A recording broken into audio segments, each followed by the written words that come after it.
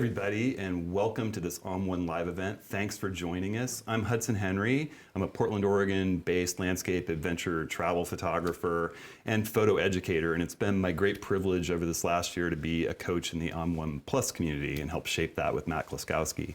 I'm really excited to be hosting this broadcast here in my studio in Portland, Oregon.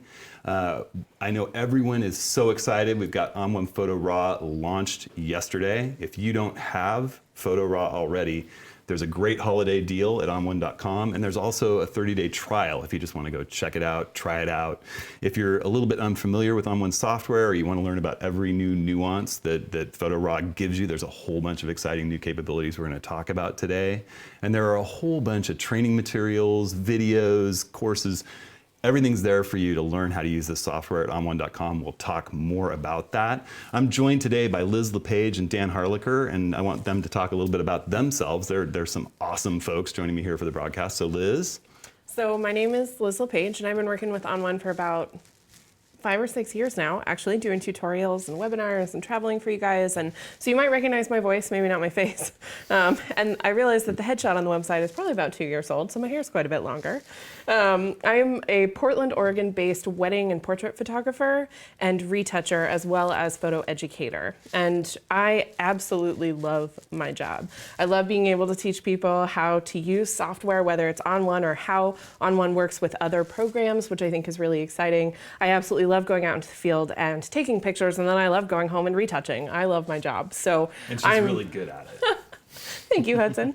So I'm really excited to be here because one of my favorite things ever to do is talk about photo editing and to help people learn a little bit more about the software that they have in front of them, because ON1 is a pretty powerful software, and it just came out, so I know you guys are all like chomping at the bit and really stoked about this. So I'm really excited because I love getting people excited about software and photo editing. So it's going to be a really awesome day. And next we have Dan, and we love Dan. Hi, everybody. Dan. We do love Dan. Yeah, thanks for having us back in your studio again, Hudson. This is a lot of fun. I'm Dan Harlicker. I'm the Director of Product Management here at ON1. That means I help design and lead the team that actually builds the software. I've been with ON1 for about 10 years now. Before that, I was a professional photographer, and I also did a lot of digital imaging consulting and training on things like Photoshop. So I'm really excited to talk to you guys about Photo RAW today. So I want to give you a quick overview of what this live session today is going to look like. We're going to be up for a couple of hours. It's mostly going to be live. It breaks down into basically 3 sections. The first section is you've got Photo RAW in your hand now. What do you do with it? How do you get started? The second session is going to be all about what's new and exciting about Photo RAW, and we're going to do a little some live demos of workflow, both in landscape and travel photography and in event wedding photography. And then the third section, we're going to talk about what's happening in the ON1 Plus community in 2017, as well as the roadmap for where the development of RAW is headed and how you guys as a community can be involved in driving that process. And in between each of these sections, there's going to be a little bit of video, some short clips, some highlights. And actually, Liz has the first short clip, so I'm going to let you set that up. Yeah, so I'm really excited about this first one because it's going to be a great introduction for you guys about the differences between RAW versus JPEG and how it works inside the new ON1 Photo RAW. I know a lot of people have questions about whether they can still use JPEGs or whether they're going to work the same, and this video is going to talk a lot about that. Before we jump in, I want to mention that we have a Q&A session that's going to be happening in the next section and the last section. So you guys have a lot of chances to ask us questions. We're going to be talking up here a lot, but we know that many of you have very specific things that you want to know about. So jump onto Twitter and make sure that if you ask a question, it's #AskOn1. With the number 1. Yes. So send us your questions. We really want to know what you guys think, and we want to know what you're interested in learning more about. And also, we're recording this live session, so if you have to miss part of it, don't worry. It's going to be up on the website, available anytime you want to watch it. Yeah. So let's go ahead and jump into this video, and we'll see you guys in about 4.5 minutes.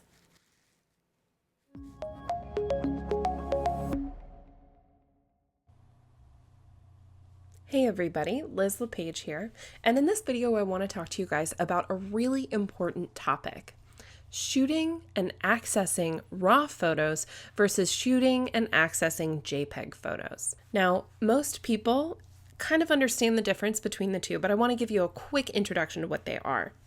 RAW photos allow you to access all of the information that your camera recorded when it shot an image. JPEGs take that same image, but then compress it and process it and don't give you access to all of that information.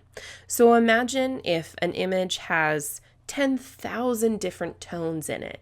JPEGs only allow you to access a couple hundred of those, whereas RAW tries to let you access as many of those as you possibly can. So that's a huge difference when you're looking at a photo. So when this becomes a really big deal is when you're working on images that are sometimes overexposed or underexposed. You want to access tones that you can't necessarily see.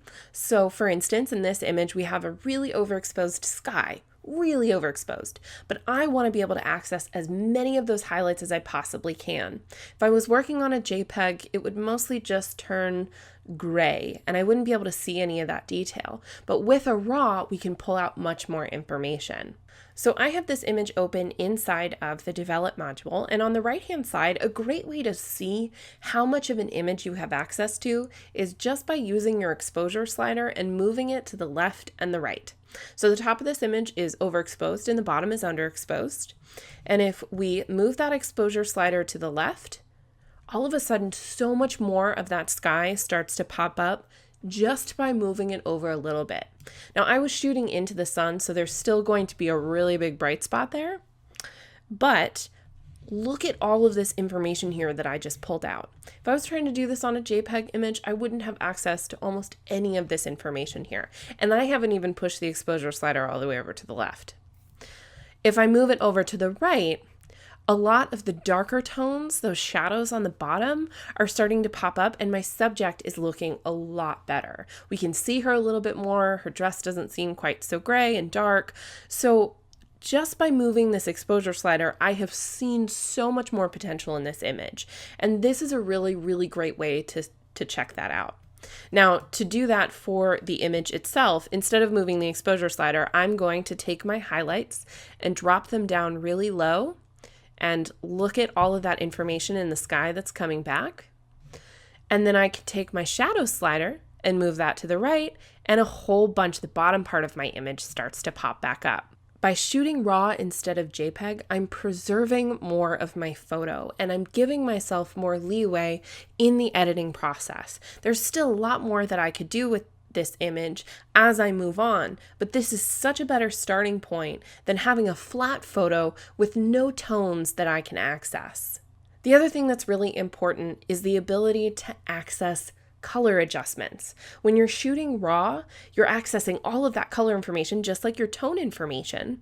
And on the right-hand side in Develop, if you jump over to the drop-down menu that says As Shot, this is the color information as your camera recorded it.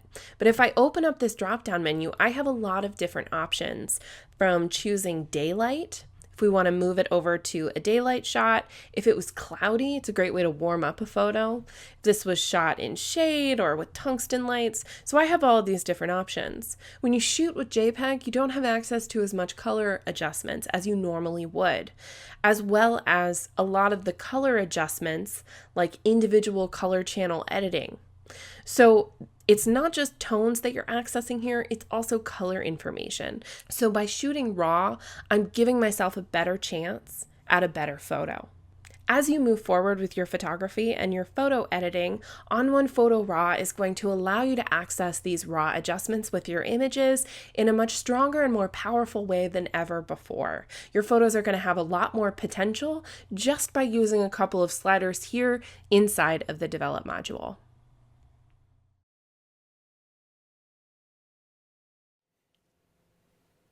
Hey Liz, that was great. I think it's really valuable to people to understand the difference between RAW and JPEG and when to use them in their workflow. I happen to shoot RAW most of the time, especially if I'm doing landscape work and I'm outside and it's something where I have a lot of control or a really big tonal range. I think RAW is a great way to go. So I can get all that range in the highlights and shadows and exposure. But then when I shoot with my phone, a lot of times I just shoot JPEG or stuff of the kids around the house. The cool thing is with Photo RAW, it doesn't really matter. Any file type that it supports, RAW or JPEG or TIFF or PSD or PNG, or I'm sure there's a bunch I'm forgetting, all of those will work in the non-destructive workflow the exact same way. So the file itself, the photo itself, is left untouched and everything is stored as instructions. That's the cool thing about it. You can even copy and paste those instructions. We'll talk more about that in a little bit later. That looks fast. Yes, it's way fast. All right. Now, most of you have probably already downloaded either the Preview 1 or the Preview 2 release, or if you haven't, you can go to the website today and you can download the 30-day trial. And if you do that quickly, you can catch up with us a little bit. Do it. What I want to do is I want to give you guys a really quick tour of how to get started with Photo RAW. And then we'll dig into the deeper features in a little bit. So let's take a look. Right here on my laptop, we're inside of Photo RAW. I'm in the Browse module. You can tell which module you're in over here on the right-hand side. This is the module selector. Now, when you launch it as a standalone application, generally you're going to start here inside of Browse. Browse is where you do all of your organizing of your photos, and it's also where you can do your culling and picking which photos you want to send to another module, and you do all your exporting and sharing here as well. All right, over here on the left, there's two tabs, one for Browse and one for Presets. The Browse tab lets you pick where the photos live. So below that, you'll see a section for index folders. We'll talk about that in just a moment. Below that, you see local drives. This will show any drive that's attached to your computer. So that could be a hard drive that's inside of your computer. It could be a USB drive that you've plugged in. It could be a network share or a NAS drive if you've plugged those in. A card reader. Card reader, exactly. All of those will show up right there in those local drives. And navigating and browsing those is just like you'd used to navigate and browse on your computer. So for example, here's my Macintosh HD. When I click on that, I can roll it down. You'll see all those folders that you're used to seeing on your computer, and you could dig down and navigate through all those folders. Now, you can do that here on the tree on the left, or you can also do it over here on the right instead. So for example, I could just dig through these folders the exact same way, just like I'm used to doing on my computer. Just like any browser. Yeah, it's really just like any browser. Now, you could also browse on the preview section in the middle. This is the way I like to do it. The cool thing about it is almost all of us tend to organize our photos in a similar way. We keep them on a hard drive or two, and we organize them in folders. And those folders could be divided up based on the subject matter. That's the way I do it. Some people will do it based on job. Some people will do it based on date. But the cool thing is you can navigate those folders in a logical way. You don't have to have some other structure put on top of it. There's no big database that you have to browse through. You can just browse your folders. You don't have to import them. You don't have to go through that long process. All you do is browse to them. It's wicked fast.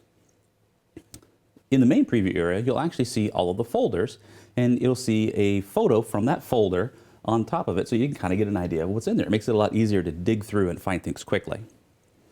Now, you notice I still had to dig through a lot of those folders to get to this point. What I do, because I have all of my photos kind of in the same place, is I make it what I call an index folder, what we used to call a favorite. All you do for that is you just drag and drop a folder right up here into this little spot that says drop your folders here.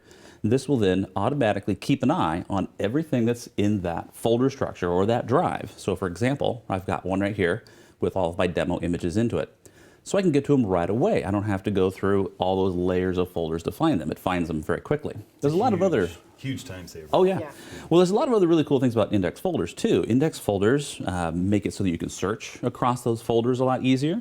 It gives you instant thumbnails when you go to them because they're already stored. And it will... also powers things like PhotoVia and Smart Albums. So any of those database sorts of tasks uses the index folders to drive those. All right. Now, one other thing we want to talk about is how to actually get your photos off the memory card into Browse. And that's really easy. If we look down here in my local drive section, you can see one called Memory. That was a memory card that I plugged in from my camera. All right, so I'm just going to navigate to that guy. There's the DCIM folder.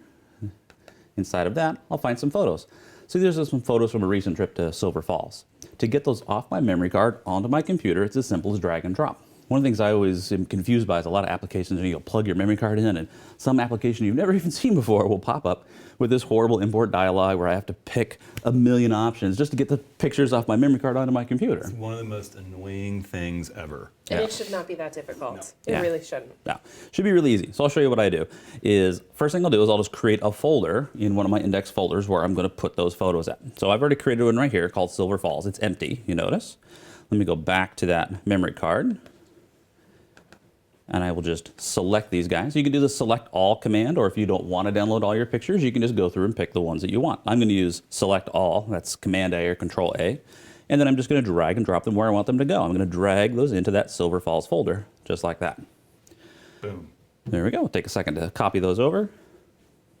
And there we go. Now when I navigate to that Silver Falls folder, There's all the same images. I'm done. I'm downloaded. That's how easy it is. All right? So awesome. Yeah. So the next step for a lot of folks is going to be backing up. I use a whole system backup, so everything's backed up all the time, so I don't have to go through the process of manually selecting which ones to back up. Other things that we typically do at this point would be things like batch renaming. That's easy to do. You can just select all those photos again, right-click, and select Rename. And for rename, you can pick how you want them named. You can add an index number. You can keep the original name. You can create any combination of naming components to kind of figure out how you want to rename those files. So let's see here. I'm just going to call these Silver Falls. I'll start with 001. There we go. Bam. Renamed all my photos. The other thing that's handy to do at this point is to add in a little bit of metadata in here. So if I open up the metadata panes, I can see the EXIF information, I can see the IPTC information, or I can hide those. And at the top, I have author and description, things like that. So I'm just going to add in my author information in really fast. It's Dan's. It's Dan mine. took those photos. Yes. So this way I will forget that I took them. So. Be very careful. I have an old camera from my father, actually, and a whole bunch of the images that I shot say that they were shot by him. So remember that if you're borrowing a camera or have a camera of your father's, that you change that information so that people know you took it. Yeah. All right, so once I've gone in, I've downloaded everything, I've renamed, I might have added some keywords to them to make them searchable, I've made sure they're backed up. Now it's time to go through and actually pick out the ones I want to work on. So to do that, the way I like to do it is use Film Strip View. Film Strip View is a new view. This is Grid View that we're in right now. Film Strip View lets you see a large version of the photo in the middle with all the neighboring photos on the sides. Now you can just use the arrow keys to navigate through those photos very quickly to pick out the ones that you like. If it's one that I like, I can just hit the P key to make it one that I like. You notice it gets a little heart on it. Or I can hit the X key if I don't like it. It's one that's out of focus or I don't want to keep it. Or U key will reset that. So I'll just zip through here. I'll find a couple that I like. You know, I kind of want to work on one of these waterfall photos. Sometimes it can be hard to pick. One of the cool things you can do is look at the histogram.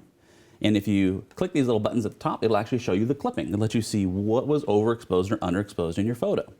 Now, I'm from the old school. I tend to want to make sure that I have all the detail in my highlights. Mm-hmm. And then even if the original photo is dark, there's a lot of room to work on it. So I'm going to pick what looks like the darkest photo out of here, but it has all the detail in the highlights. And you notice that even with that, the shadows aren't really being clipped. That's the one I'm going to work on.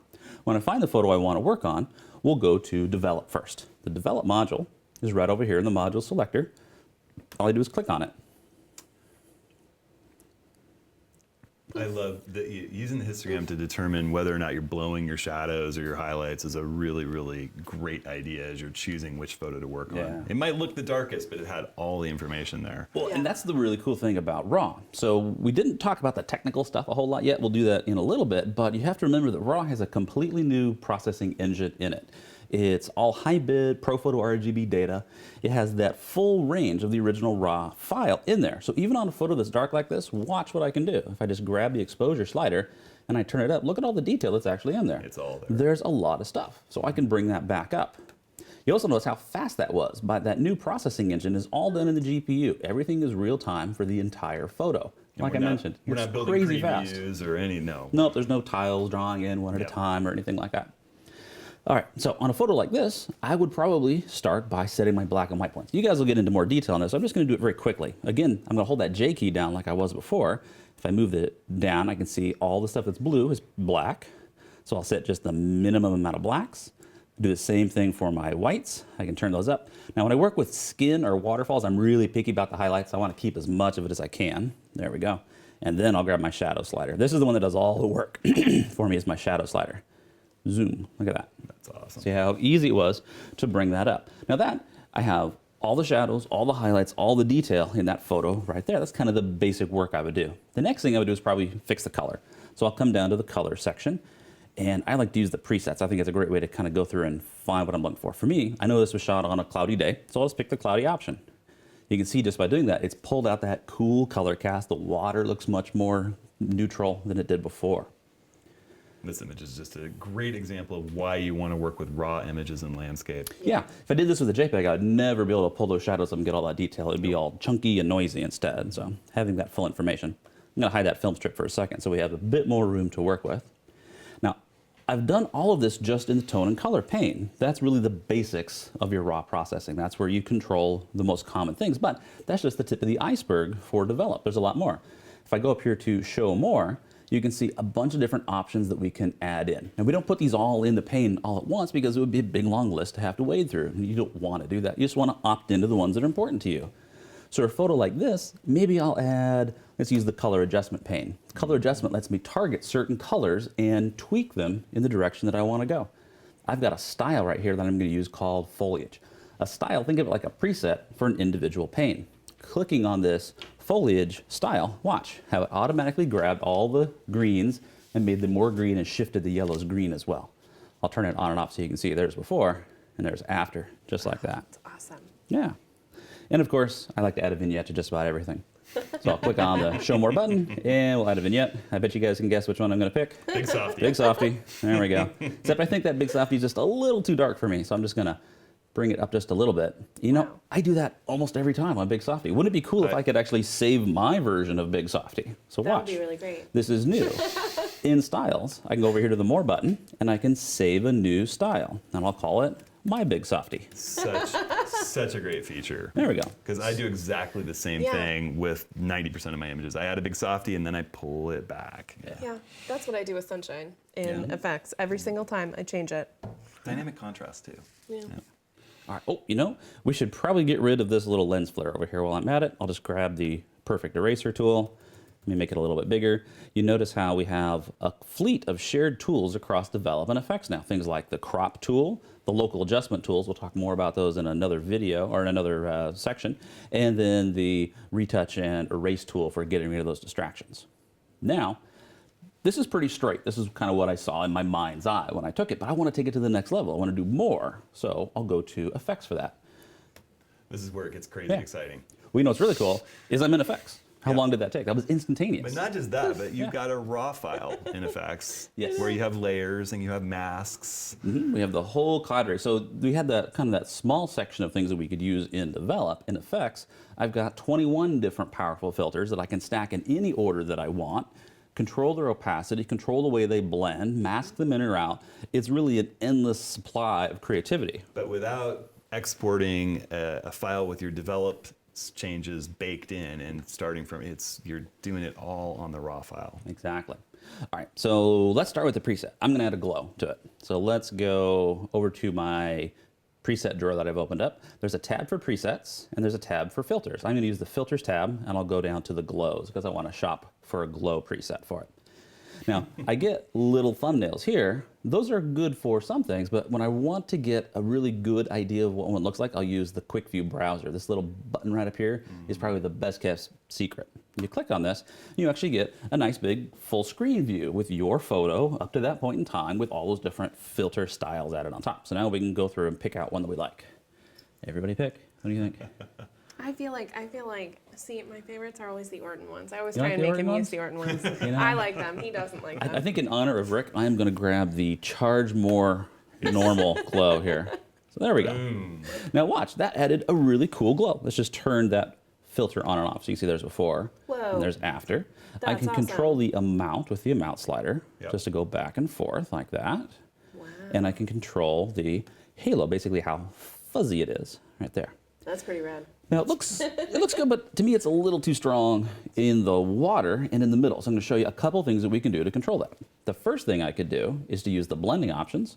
I could grab the highlight slider and I could protect the highlights. It'll bring back the highlights in the waterfall without those getting fuzzy. So much power. And And dial look in. at how fast that renders. Oh, yeah. I mean, that's crazy. You're not spending a lot of time waiting for that. I mean, it's instantaneous. How big which is this great. raw file, Dan? How big is this raw file? Let's see. This is You from can a find Canon out while you're 6D. inside of effects. Yeah, so this is Go a ahead and point that out. 22, I think-ish megapixel camera. I can't remember the actual rating off the top of my head. It's awesome. Yeah. All right. The other thing I could do would be to actually use a mask. And there's lots of ways to mask. There's brush tools that we can mask with. We could create a luminosity mask, or we could use the masking bug. For one like this, the masking bug works awesome. So I'm just going to grab the masking bug. I'll pick the reflected gradient shape, and I'll click in the middle. So what this does, I'm going to turn on a mask preview so you can kind of see what this looks like. It creates a gradient mask that I can control its size and its position and its feather on each side independently. It's pretty crazy. That is crazy. So what I want to do is I want to have about half of that effect on the waterfall and everything else on the edges. So I'll just stick this right over the waterfall. I'll grab these little lines. See, as I move those out, you can see how it changes where the effect gets applied. And then with these little feather lines, I can control how quickly it transitions. So I'll give it a nice soft transition. And remember how I said I wanted about half of the effect on here? Right now, I'm not getting any of the effect because it's all black. Right. But watch, I can grab the opacity slider up here, and I'll bring it down. Let me go back to the view so you can see this in action. Brilliant. So I can control how much of the effect gets applied to the middle. So I can add about half the effect in the middle, 100% of the effect on the sides, just like that. So let's take a look at our overall before and after. That was the original raw shot out of the camera. And there we go, just by using a little bit of develop and a little bit of effects together. All right, when I'm done with this, we want to be able to share this thing out. We want to be able to send it to other people. Now keep in mind, everything is a non-destructive edit at this point. If I go to the disk, that raw file hasn't been touched. All the work we've done is just here inside of Photo RAW. So in order to share this out, we need to create a new file to do that. There's a couple different ways to do that. One easy way is to go up here to the File menu and select Quick Export. And that'll just save a JPEG or a TIFF or a PSD at the full size with these settings applied. If I'm just doing a single file and don't need to make any changes, that's the way to do it. However, if I need to make it smaller or I need to maybe add gallery wrap wings or put my logo on it, I'll use the full export for that. You can access it over here on the right. I'll just click on Export. Now, what's really great about this is that, I don't know about you, but a lot of times when I'm working on a photo, I want to export right from effects, or I want to export right from develop. And one of the problems that I've had in the past is, oh, well, I have to go back to this other program, I have to go back to this other module, and now you can literally do any of the exporting or sharing that you want to do straight from effects. And I think that makes it great, because once you're done and you're really excited, you want to export your image right there. And so now you can just click the export button and you're ready to go, which is really cool. I feel like Photo RAW's fixed that with so many things too. You know, presets from browse and local adjustments wherever you happen to be in effects or in develop, and export through it's amazing. Yeah.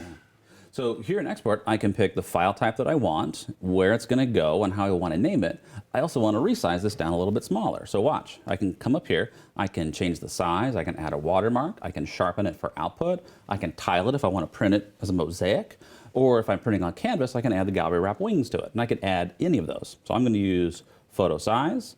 I want to make the long width, let's say about 2,000 pixels. There we go. So this will resize it. It uses the patented genuine fractals algorithm to resize that photo.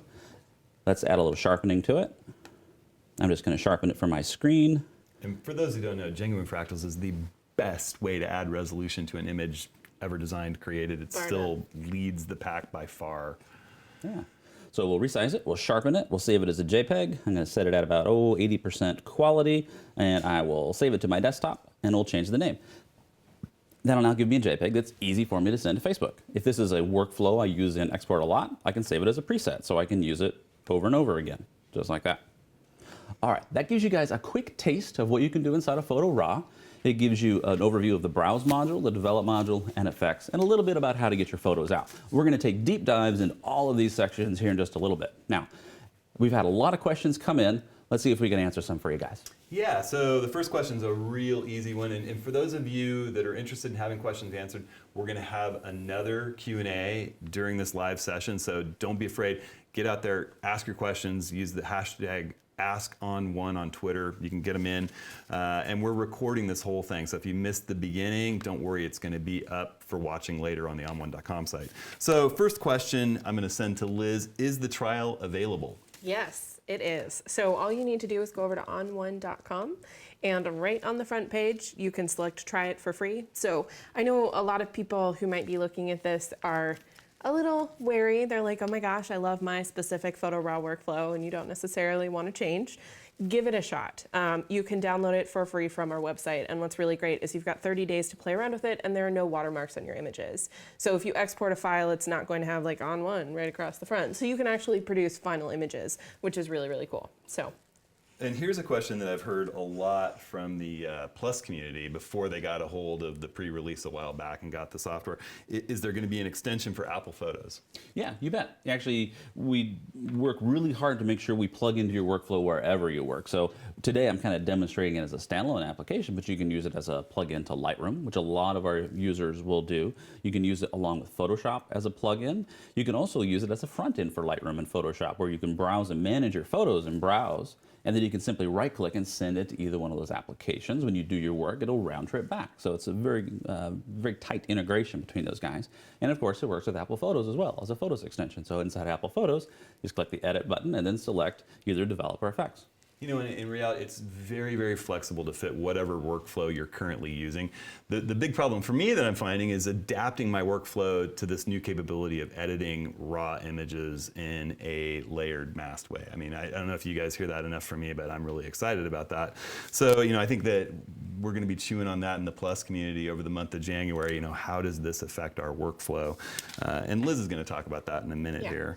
But here's a question. How many computers can you install Photo RAW on? I've got the answer to that. It's 5 if you buy Photo RAW, 5. So way more than most software packages let you. But we recognize that people have a lot of devices these days. Yeah. So here's another question for Dan. Does every RAW edit become a PSD file?